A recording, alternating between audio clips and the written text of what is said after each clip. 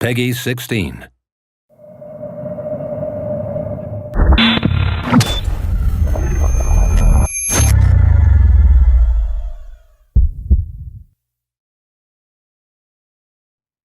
Don't forget who you are and where you come from.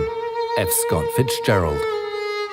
Despite the best efforts of the nameless hero in previous installments, the world in Risen 3 Titan Lords is still on the brink of disaster. This time, however, a new hero has to step up, and he's got a very personal score to settle with the Titan Lords. You see, their relentless war has not only laid waste to most of the world and unleashed the dead from the depths of the planet, they've also stolen his soul. Our new hero will face a greater yet familiar threat in an adventure that Piranha Bytes have declared is going back to its roots, taking favourite elements from Risen 1 and the original Gothic series. But what does that mean exactly?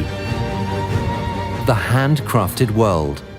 A key trait of Piranha Bytes games is the believable and authentic game worlds that they craft. This handcrafted world is one shaped by narrative. Nothing is there by chance, nothing is placed at random, and nothing is generated. Everything has its own look and purpose, and the larger world, crafted for Risen 3 Titan Lords, is no exception. This time around, the world of Risen 3 gives the hero the opportunity to explore a darker tone, as seen in areas such as Calador, home of the legendary demon hunters, and Taranis, home of the mages and their protectors, the Guardians. Both of these areas may trigger memories of environments found in Risen 1, and they also offer a distinctly Gothic vibe. Heroes will discover quests and characters as they make their way through this diverse world. From quaint medieval-style towns and deep dark mines to the supernatural shadow world, there is a wealth of possibilities waiting to be explored, and for fans of the Piranha Bytes heritage, there may even be some familiar elements and indeed faces along the way. Mages. We should never have banished them. We should have killed them. Exploration. There's much to discover, and heroes are freer than ever to explore, whether it's treasure hunting in ancient ruins, roaming through forests or abandoned mines, and, for the first time ever in the Risen series, swimming off to uncharted areas, both with and without the aid of a map. No matter where one goes, as you'd expect, it's no walk in the park. Deadly creatures are lurking behind every corner, and the world itself isn't much friendlier than the local fauna. The world contains many dangerous areas loaded with precarious paths, booby traps, dead ends, and of course puzzles. But in Risen 3, as ever, fortune favours the brave, and more often than not, exploration reaps rewards, be it gold, peculiar quests, legendary items, or even secret passages. Attitude. At the end of a hard day's adventuring, our weary hero also can't always expect to kick back and relax peacefully with pals at the local tavern. But hey, that's Risen for you. Not everybody wants to be your best friend from the start, and those that do probably can't be trusted. Respect has to be earned, or even taken. Go fuck yourself. You are just cruising for a bruising. Come here, shrimp. And it simply wouldn't be Risen if the hero was able to dominate every fight right from the start. Similar to former Risen games or the legendary Gothic series, our hero has to pick his battles carefully. Sometimes there's no shame in retreat, so long as you can come back later with a bigger sword and the experience to wield it. Combat. However, hot-blooded heroes may meet a swift demise if they're not careful. The true hero is mindful of his opponents in combat and uses his full repertoire of skills. Fast attacks keep opponents on their toes, but they don't do excessive damage. Heavy attacks, on the other hand, do a lot of damage, but they also expose the hero's defenses. The key is to observe and find the best time to block, evade, counterattack, or even change tactics. Our hero has more combat options than ever before, allowing him to switch strategies seamlessly.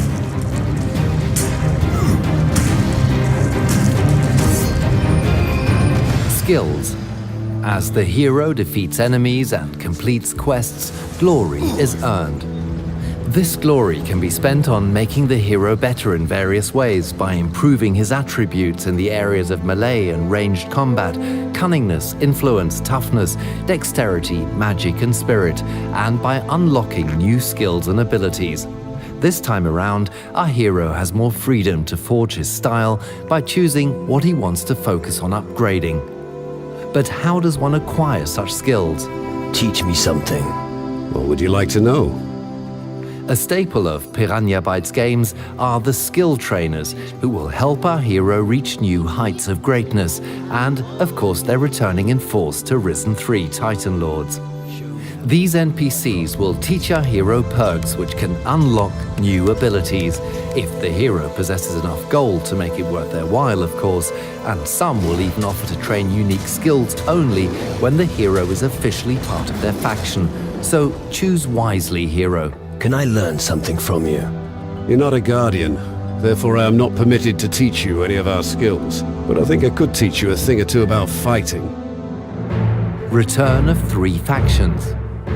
Speaking of factions, this time we're returning to the classic Risen 1-like setup of 3 competing factions in the world, to which the hero can prove his mettle.